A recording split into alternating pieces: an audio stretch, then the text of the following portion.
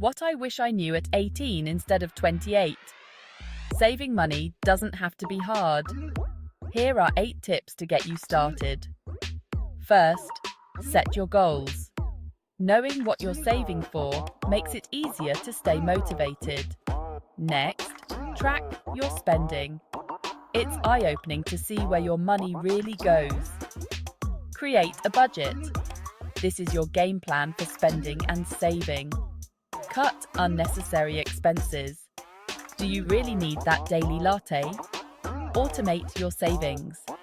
Set it and forget it. Your future self will thank you. Use cash, not cards. It's harder to part with physical money. Take advantage of discounts and coupons. Every little bit helps. Finally, sell unused items. One person's trash is another's treasure. Start saving today. Small changes add up to big savings. You've got this. You've